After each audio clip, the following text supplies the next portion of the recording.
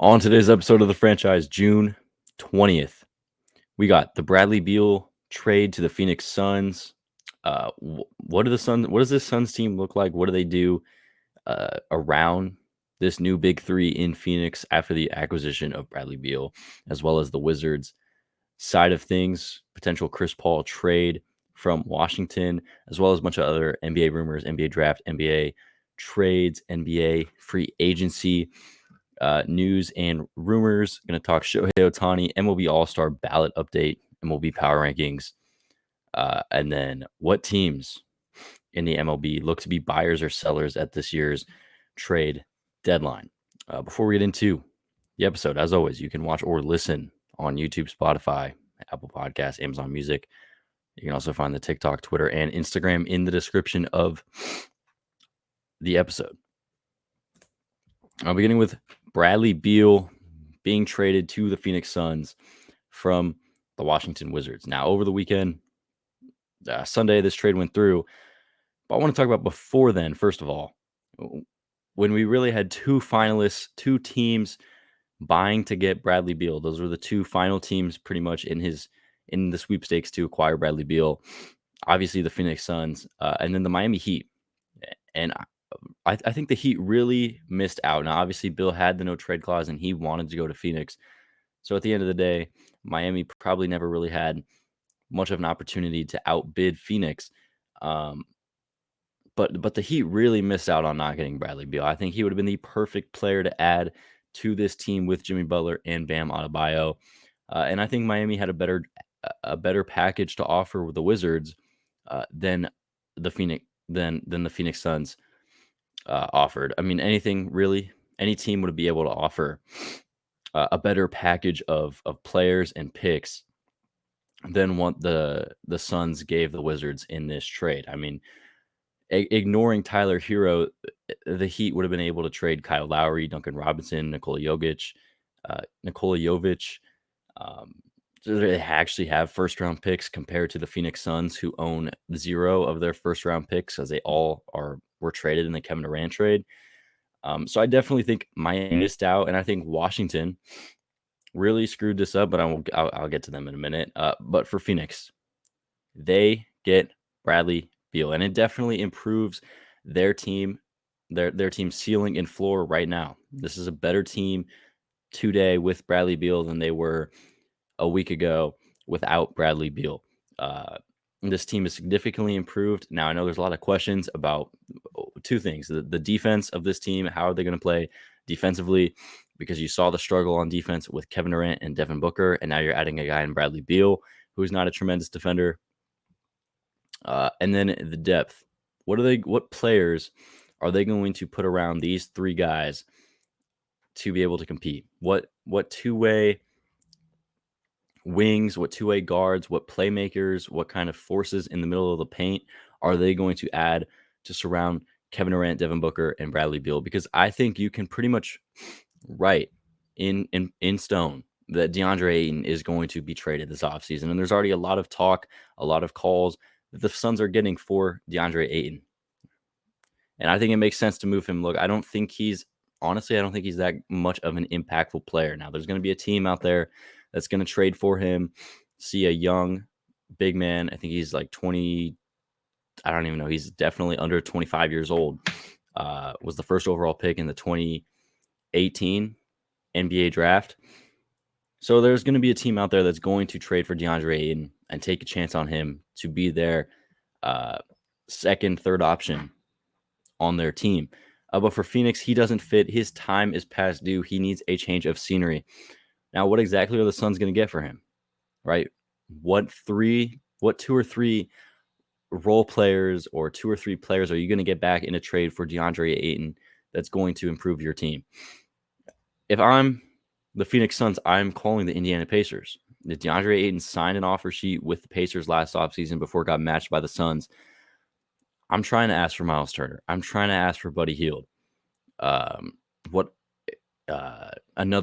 guard on the Pacers, potentially TJ McConnell, if he's still over there. I don't even know where TJ McConnell would be anymore, or if he's a free agent or anything. But if you can get a Miles Turner or a Buddy Hield or both, or some combination of players, potentially from Indiana. I think that's a nice possibility. Maybe even the Knicks.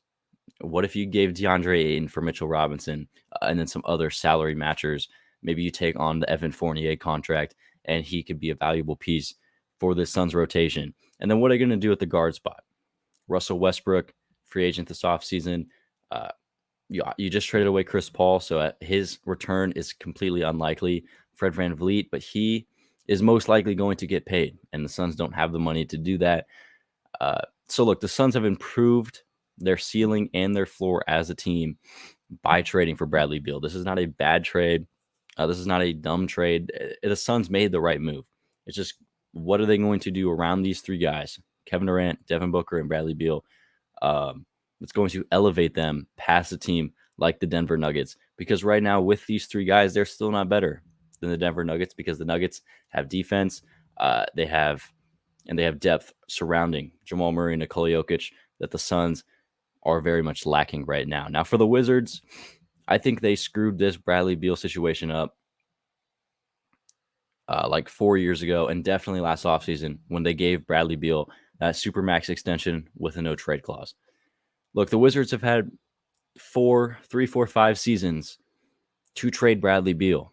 They have not been a competitive basketball team since like 2017, 2018.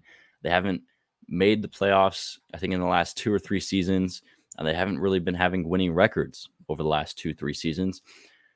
They have had multiple opportunities, multiple off seasons, multiple trade deadlines to trade Bradley Beal, and his peak value was 2, 3 seasons ago. Even last offseason, before he signed his extension, you are getting way more value for Bradley Beal than you did in this trade with the Suns. And also that he didn't have a no trade clause before last offseason. Your ability to trade him is a lot easier when you are in full control of his destination. And giving him this supermax extension and the no trade clause last offseason put the Wizards in a horrible position, gave Bradley Beal all of the leverage to make a decision on where he goes, and completely limits the assets that you get back. For a team that should have been rebuilding 3 or 4 seasons ago, to just be starting the rebuild and getting 0 first-round picks back. Landry Shamet, who wasn't even a rotation player for a majority of the season with the Suns, and an aging point guard in Chris Paul, who's most likely going to be getting traded or released at some point this offseason, is horrible about value back for a guy in Bradley Beal, who is a all-star level, all-NBA level player at his best. The only thing that the only reason, that you got this little assets back is because of the supermax extension with the no trade clause that you gave him last offseason, when you could have traded him before then, or the year before that, or the year before that, and really started this rebuild a lot earlier than you did. So I do think DeAndre Ayton will be traded. I think Chris Paul will be traded, potentially to the Clippers, potentially to the Lakers if they don't find a way to get Kyrie Irving. And then if all else fails, I do think Chris Paul will be released, bought out, some sort of thing by the Wizards. I don't think he plays a second in a Wizards uniform. It's just very, very unlikely for Chris Paul and where he's at in his career. Oh, excuse me. Allergies are going nuts right now. A lot of other NBA rumors going around the league, though. We're 2 days away from the NBA draft on Thursday, where Victor Wembanyama will be the number 1 overall pick. So there's a lot of things circulating, though, outside of the number 1 overall pick, specifically number 2, number 3.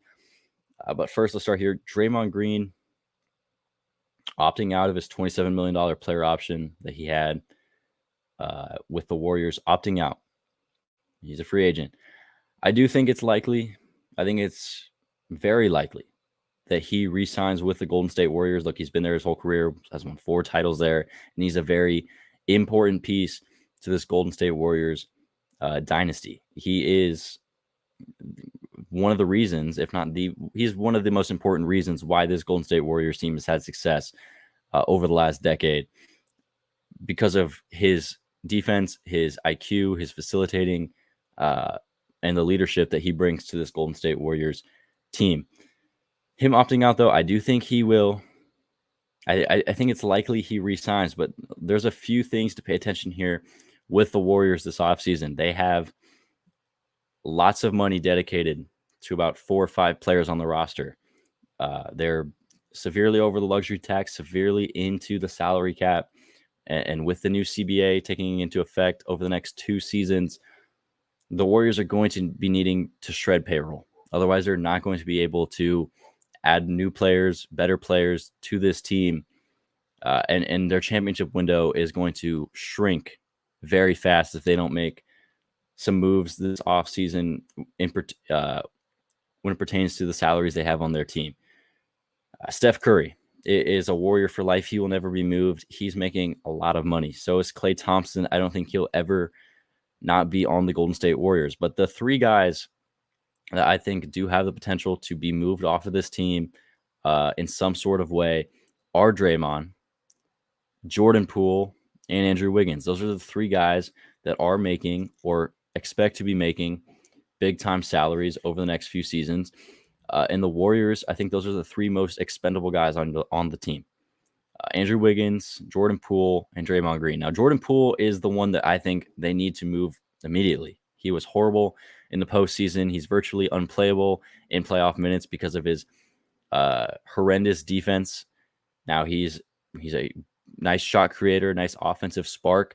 But last season, he wasn't even, as good as he was back in their championship season against the Boston Celtics, where, he earned that contract. So he has a big time deal. I think he's likely, out of the 3 guys, I think he's the most likely to get moved. I think there's definitely a team out there that has salary cap that needs a primary scorer that's going to go out there and trade for Jordan Poole. And the same thing would go for Andrew Wiggins. I think he's a pretty expendable player as well. Now, he fits very nice with this Warriors team, his two-way ability, his mid-range game.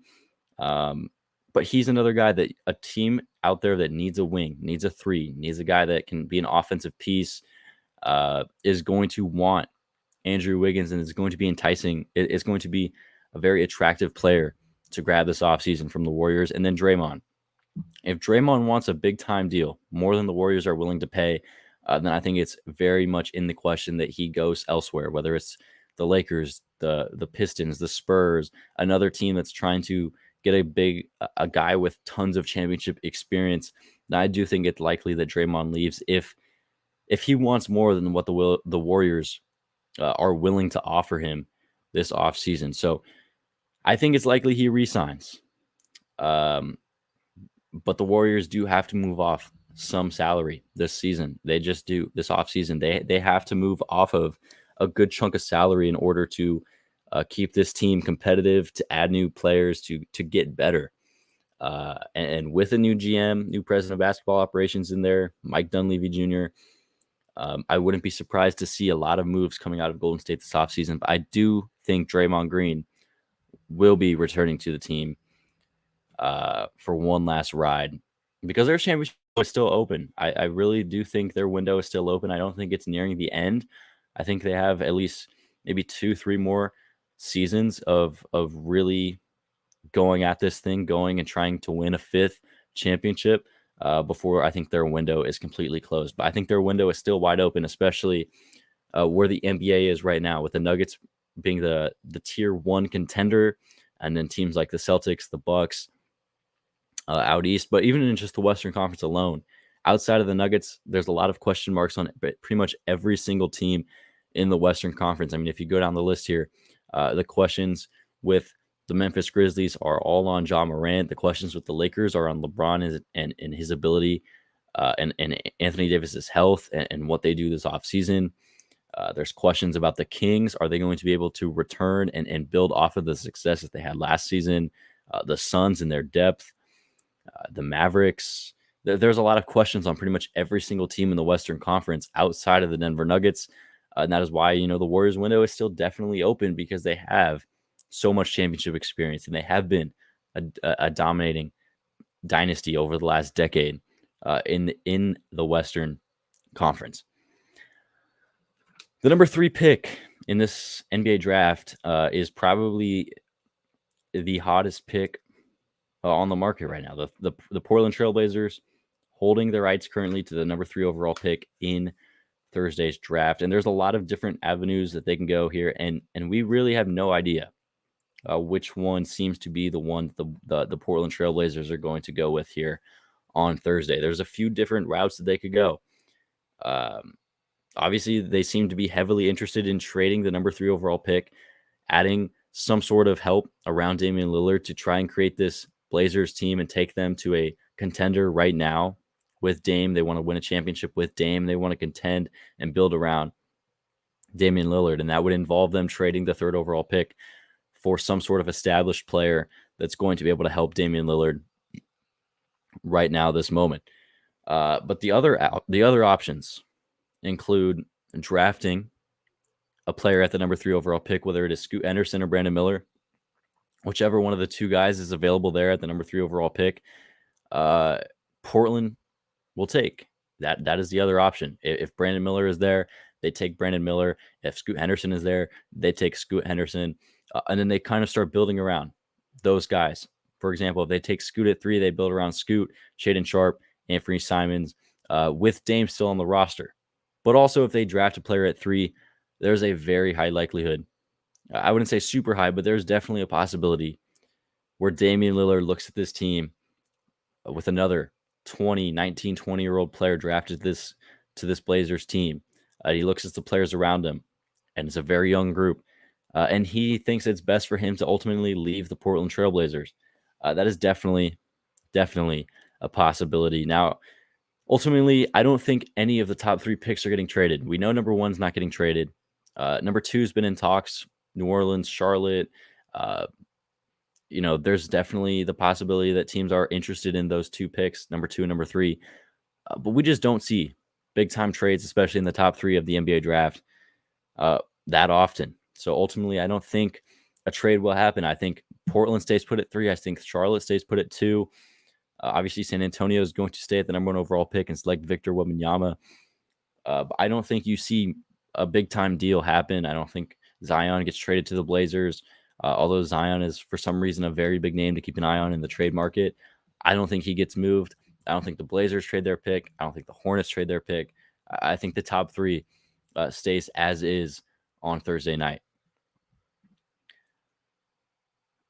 Let's do MLB Power Rankings for this week. Number 1 team in baseball this week for the 2, 4, 6, 8 for the 10th time this season is the Tampa Bay Rays. There's not much to be said about this team that hasn't already been said before. They are 51-24, the only 50-win team in baseball so far this season. They have been dominant on every single aspect of the game. Clearly, without a doubt, without question, the number 1 team in baseball. Number 2 for me this week is the Atlanta Braves. They have jumped up a spot from last week, moving up from 3 to 2. They're 46-26. That's the second best record in Major League Baseball. They've won 6 straight games as of yesterday. They are a very dominant force. They're the best team in the National League right now. It's without question, they are the second best team in baseball, in my opinion. Now, everything below here, I definitely think it's open to being shuffled around. Number 3 is the Orioles for me. They're 44-27 on the year. They're up 2 spots from last week, moving into the top 3 here. This Orioles team is incredible. They are locked to make the postseason, in my opinion, barring a tremendous collapse the rest of the season. This team is very, very, very good, and it is kind of surprising when you look at certain areas of this team. First of all, Austin Hayes. Talk about one of the most underrated players in the game of baseball. This guy should be an all-star out there in the American League outfield, representing the Baltimore Orioles, because what he's done this season, is definitely going under the radar. On this 2023 campaign, 8 homers, a .320 batting average, with 31 RBIs for Austin Hayes this season. He has been electric, as well as Cedric Mullins, Adley Rutschman, likely going to be the American League starter at the catching position in the All-Star game. Gunnar Henderson has been great as of late. for this Orioles team. And then they have one of the best bullpens in all of Major League Baseball. The only area of question for this Orioles team going forward is going to be that starting rotation. And I mean, they're going to be buyers at the trade deadline. They have arguably a top 3 farm system in baseball. They have the assets to be able to make a big time trade at this deadline and acquire some starting pitching. And we'll get to it a little bit later on, but there seems to be a pretty good amount of players and pitching available at this deadline. I mean, Lucas Giolito from the White Sox, potentially Lance Lynn from the White Sox, Marcus Stroman from the Cubs, um, Kendall Graveman, Brandon Woodruff, potentially Corbin Burns. Uh, there's going to be Shane Bieber. There's going to be a very good amount of pitching available and starting pitching, that is, at this trade deadline. And the Orioles, I think, are in prime position to get one or two of these elite starting pitchers on this trade market and really make themselves legit serious World Series contenders this season. But they're still amazing despite their pitching, their starting pitching not being super elite. Their bullpen has carried them, and this offense is very, very good. Number 4 is the Arizona Diamondbacks. They stay right here from last week. They're 43-29. That's first place in the National League West. They're a team that is being carried by their offense and their 2 studs in the rotation in Zach Gallen and Merrill Kelly. But they're going to need to make some additions in the bullpen and in the starting rotation at the deadline as well. And I think they will do that if they're in this spot. If they're winning the division, if they're in first place in that National League West near the trade deadline, they're going to be super aggressive in getting one of these starting pitchers. I mean, especially with this market of Giolito, of Shane Bieber, of Marcus Stroman, like those guys are going to be sought after by tons of teams. And I think Arizona would be a great place to add a third starter and then to add some help to the bullpen because this offense is amazing. Corbin Carroll is, in my opinion, the front runner for NL MVP as well as Rookie of the Year. The Diamondbacks are an elite team so far this season. Number 5 is the Rangers. They dropped 3 spots. They were number 2 last week. A pretty rough week for them last week. They dropped the series to the Angels, winning 1 of the 4 games. They won the series versus the Blue Jays 2 out of 3. They're 44-27 on the year. This team is very, very good. It does suck that they are going to be losing Jacob deGrom for the next year plus with Tommy John, but Nathan Eovaldi has been an amazing pitcher this season. John Gray has been amazing. Heaney has been pretty solid. They have a lot of, luckily for them, they have a lot of nice prospects. So they could, make a move for a starting pitcher at the deadline. But their offense is amazing. Corey Seager, since he's gotten back from the injured list, has been the best offensive shortstop in the game. Jonah Heim is in my opinion, should be second place or second in the votes right now for American League catcher in the All-Star game. Adolis Garcia, Marcus Semien has been amazing. Josh Young has been amazing. This Rangers team, despite the struggles over the last week and a half, 2 weeks, is still a premier team in Major League Baseball. Number 6 is the Marlins. They're up a spot from last week. This Marlins team is incredible. And it's very weird. Over the last 3 or 4 years, or maybe 2-3 years, the Marlins have been a team that has had dominant pitching. You look at last season, they had the Cy Young winner, Sandy Alcantara. You look at what they have now. They still have Sandy. They have Jesus Luzardo. They have Yuri Perez. And they've given up tons of runs, but their offense has managed a way to keep them in these games with Luis Arias hitting 400, Jorge Soler with 20-plus home runs already this season. Jazz Chisholm, he is injured. This Marlins team is really looking to actually be a legit team to make a postseason run this season. And with the pitching that they do have, it does seem like a real possibility. Number 7 is the Angels. They're up 4 spots from last week. They're at number 11. They have been playing some amazing baseball in the month of June. They took 2 out of 3 from the Royals, 3 out of 4 from the Rangers, 41-33 on the season. They're in sole possession of the second wildcard spot in the American League, second place in the American League West. And Shohei Ohtani has been the best player in the world over this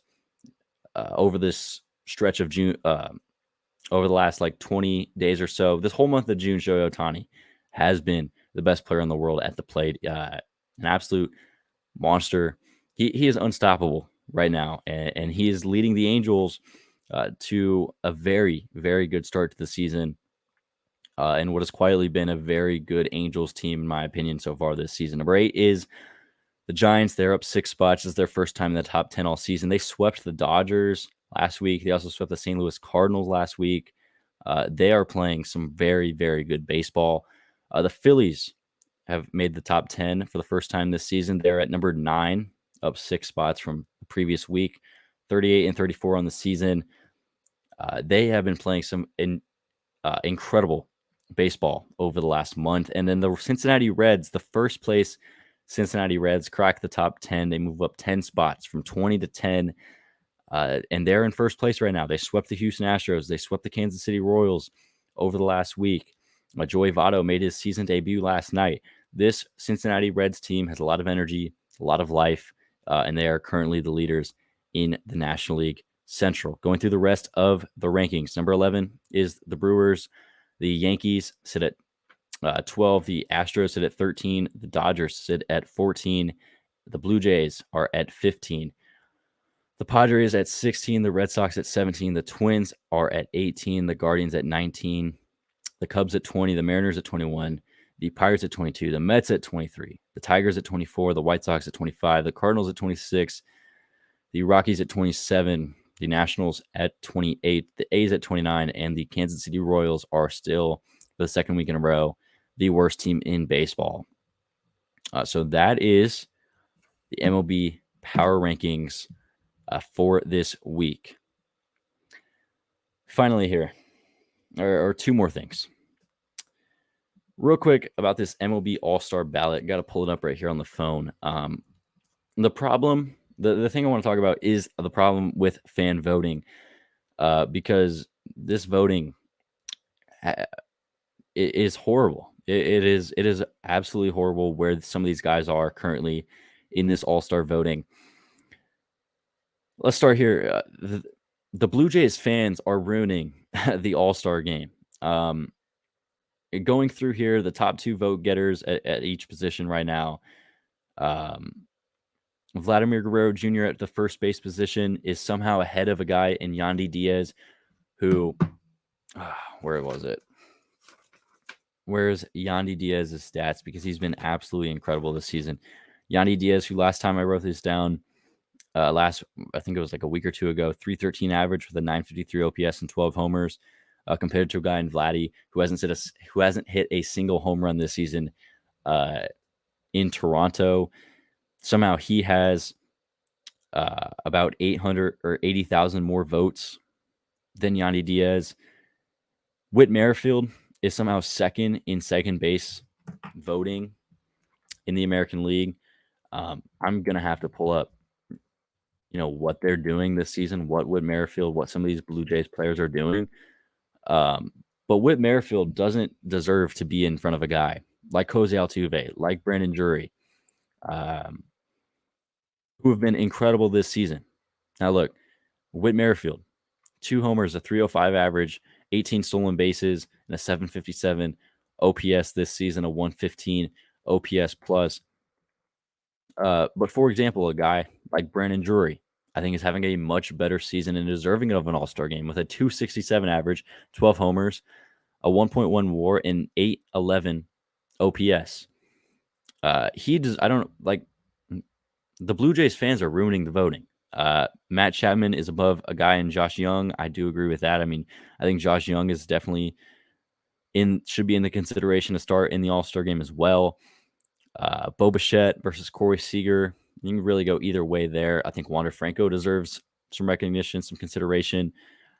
Brandon Belt is second in the DH voting, but he's about a good million votes behind Shohei Ohtani. And then you get here to the American League outfield voting. Kevin Kiermaier and George Springer round out the top 6 of voting, both sitting at number 5 and number 6. I can tell you right now, there's no way Kevin Kiermaier is having an all-star season. A 277 average, 4 homers, a 774 OPS, and then you look at George Springer and what he's doing this season. Not saying that these guys aren't having great seasons. Springer's hitting 259 with a 730 OPS and 10 homers, but below him is Adolis Garcia, who has been much, much better. Ezekiel Duran has been amazing. Masataka Yoshida with the Red Sox. I'd even say Julio Rodriguez, Leody Tavares, Josh Lowe, Austin Hayes, all deserve to be all-stars over George Springer and Kevin Kiermaier. So I just want to say that the Blue Jays fans are ruining the all-star voting. And I think that is definitely one of the flaws of all-star fan voting, is that it can get very skewed by certain fan bases and teams that don't have super strong fan bases.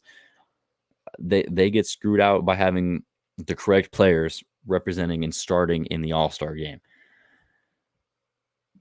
All right, finally here on today's episode, we're probably we're over a month from the trade deadline, mid-June.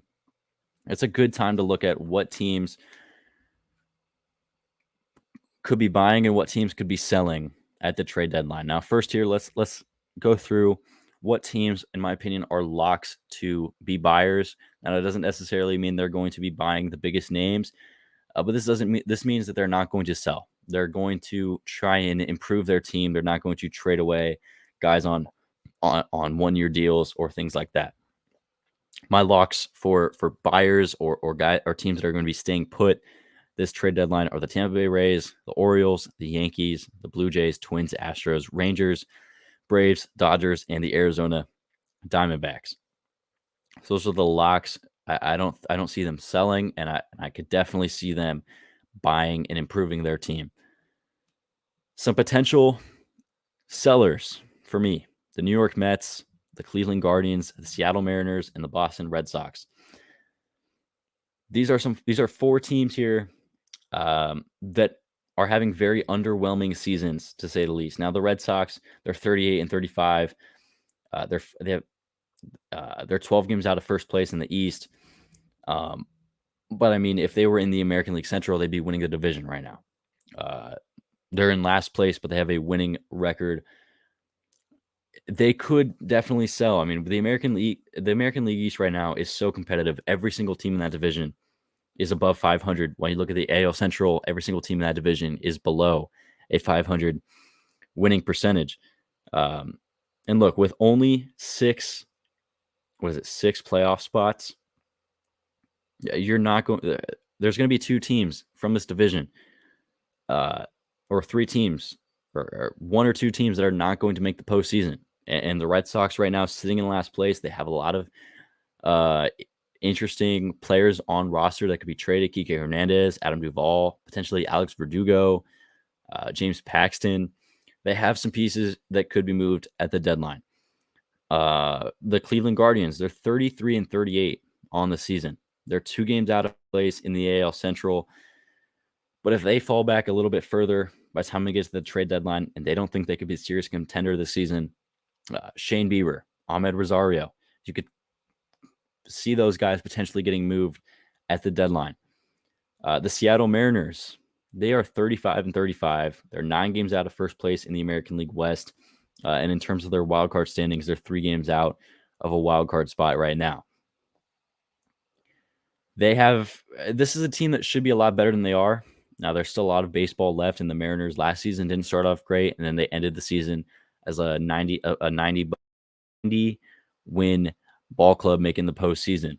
But Seattle, what exactly would they sell?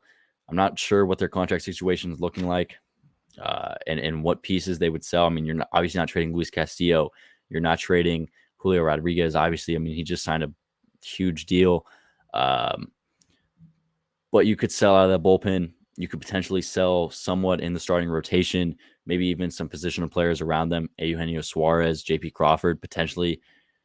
It depends on where the Mariners are at and what kind of contracts they have on the books long term. The Mets have been easily one of the most disappointing teams. They're 34 and 38, 5 games out of a wild card spot right now. In terms of the National League East, they're sitting 12 games out of first place. This is a team that is extremely underwhelming. They have played horrible baseball all season long. Now, what players are they going to be selling at the deadline? Because they have a very talented roster. Um, but some of these guys, are you trading Max Scherzer at the deadline? Are you going to be trading him? He has 2 years left on his deal. Um, you could sell on Max Scherzer. Do you trade Pete Alonso? Do you trade Pete Alonso? He has a year left after this of arbitration, and then he's a free agent. Carlos Carrasco, David Robertson in the bullpen, even Eduardo Escobar, Omar Narvaez, Adam Ottavino, Tommy Pham. There's a good amount of guys here that the Mets have with the way that they've been playing this season that they could potentially sell a few of them. I don't see them making any big-time moves, though. You're not trading Justin Verlander or Lindor or Starling Marte or Edwin Diaz or even Brandon Nimmo. I would be so shocked if they moved on off of Pete Alonso.